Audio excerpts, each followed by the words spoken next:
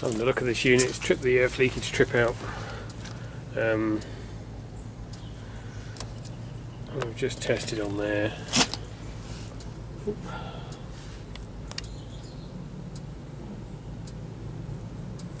0.25. Well, that's the 3 phases where they come in. So any short anywhere on here will go through either, well, yeah, go through the windings of the compressor and appear to be a short. So we're going to start by checking the crankcase heater, because that's a favourite on these. Right, we've took the 2 wires out the 2 terminals, and we're making sure that's not touching anyway, because if that was touching if that was grounded out, it would look like it was faulty.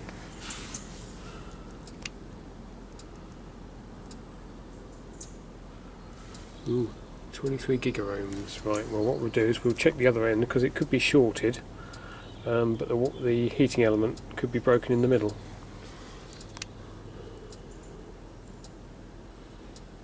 Right, 27 gigaohms, that's not so good. Right, we'll put that back in so we know where it come from. And the next thing we'll do is we'll check the fan motor, because that's had bad bearings for quite a while. And it's outside with no roof on it, it should have a roof over it. Of course we've got the, I should have started there, we've got the isolator locked out. The key's in my pocket, so I'm not going to turn that on by mistake. Right, so we'll get our live neutral and capacitor wire took out and we check them. Right, I've got the live neutral and the capacitor wire all twisted together. You have to be careful, even if they're touching a bit of plastic, if the plastic's damp it can track through that and make it look like it's faulty.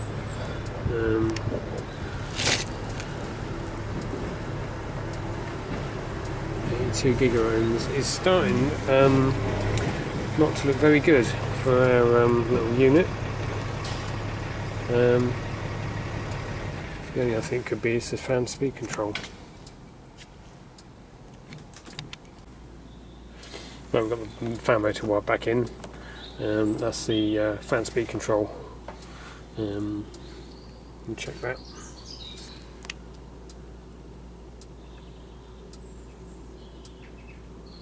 It's reading okay, 20 gigaohms. I suppose it's starting to look. So that's the only thing we've got in there. Let's check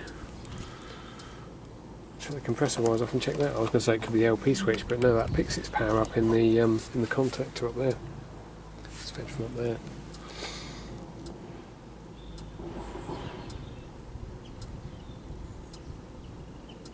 Right, let's get these out of here and check them. Right, we've got the 3 compressor lock wires disconnected from the terminal strip. I have had these short out in the past, so it's you know.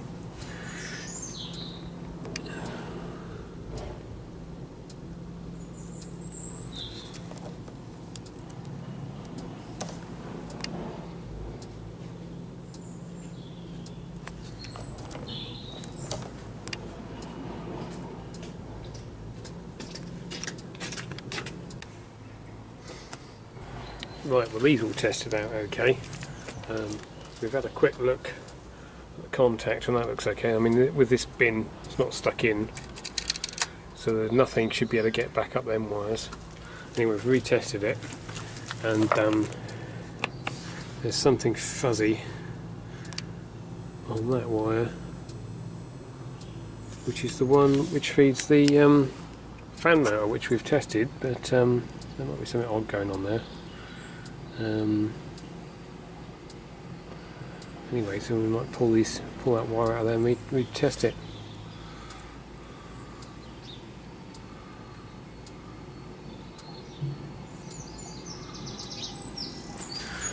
It should be going back up the neutral unless he's got 4 pole switches, so he should be switching the neutrals. Because that's the other thing you have to be careful of, is the fault can, it doesn't even have to be a fault, it'll go back up the neutral wire.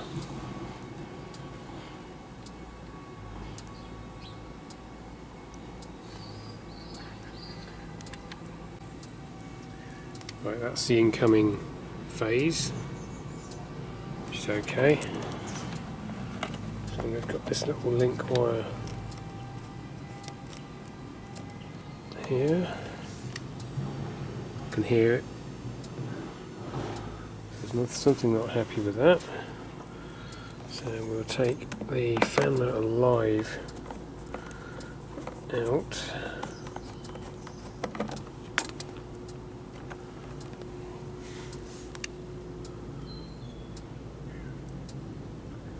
That's happy now.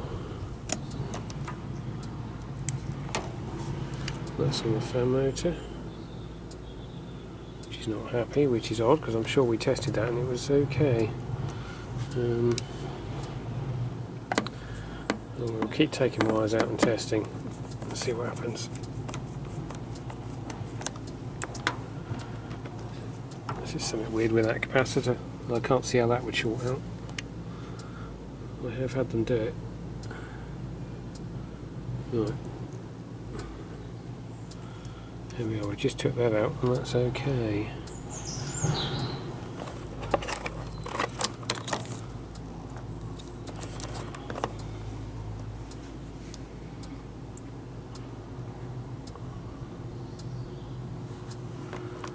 There's something odd. Unless it's that crankcase heater. Let's try that.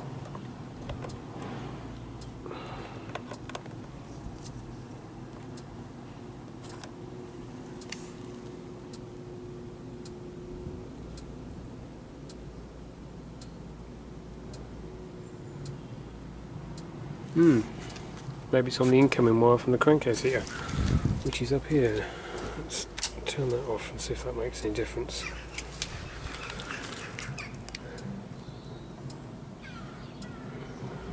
No.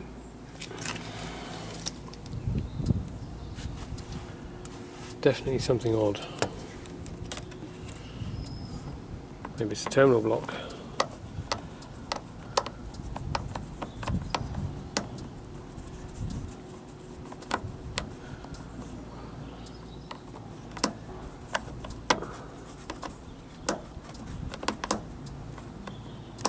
Right. Take the live wire out, and then the only thing connected to it is the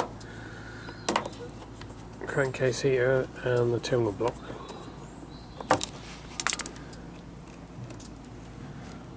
Right. That's fine.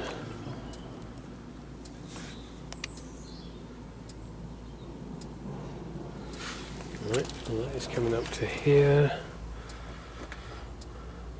So we might just be chasing a trace from the main neutral if the guy who's wired this hasn't.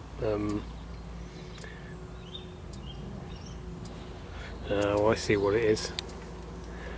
We've got the live up here through the normally closed contact down to here, down to the breaker. I bet that's going to be the pressure switch. That's what it is. We've got a live in at the top.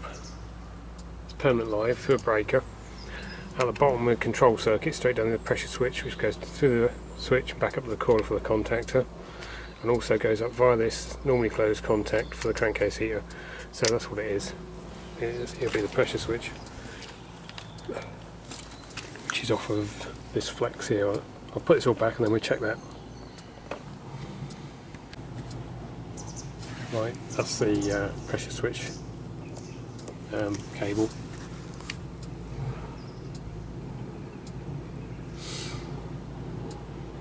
There we are, dead short. Something's gone on in here. Now you see the condensation on the inside. The trick with these to get the cover off is you want to put some oil or something on there, WD-40 or something like that, and then just rock them back and forth a bit on all of them, and then just try and prise the cover up as you're twisting it, and do each one in turn.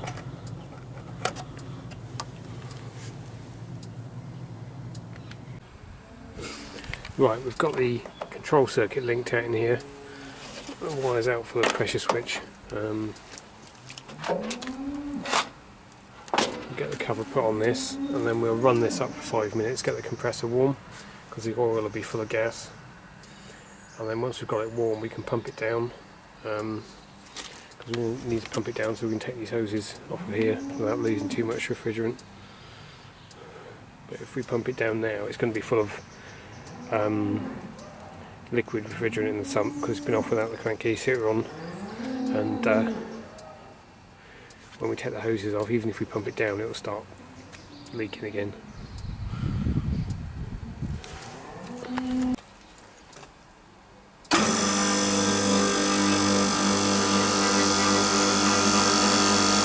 We'll get the gauges chucked on there and give it 5 minutes. We'll get some heat in there.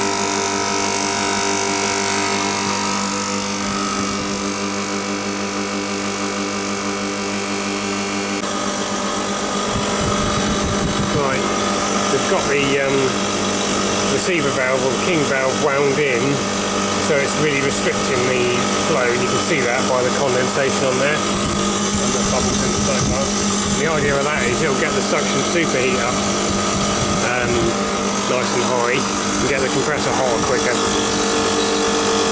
If the milk's really cold, it'll be running, the milk, when the milk's cold, the gas coming back is cold enough to keep the body cool. Let's get a bit of heat in the bottom now. So I think that'll do. We'll pump it down. Right, we've got that pumped down into a vacuum, so we can wind this in. It's the discharge valve.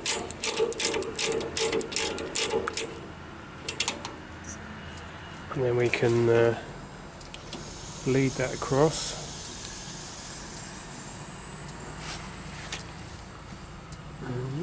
Just come up to about 0. So we'll let that sit. If it needs to come up a bit more, I can just bump that valve open a bit and let a bit more in. Or I'll probably shut the suction up. I bet it'll come up anyway, just with what's coming out of the oil. That saved us having to get the recovery machine out. Right, that's the new pressure switch on there. I've just got to check the settings, recheck these for leaks. And then we've got that cover. It goes over the top.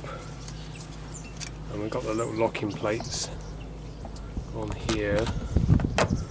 They go over and lock these so they don't turn or people can't adjust them. That's pretty much it.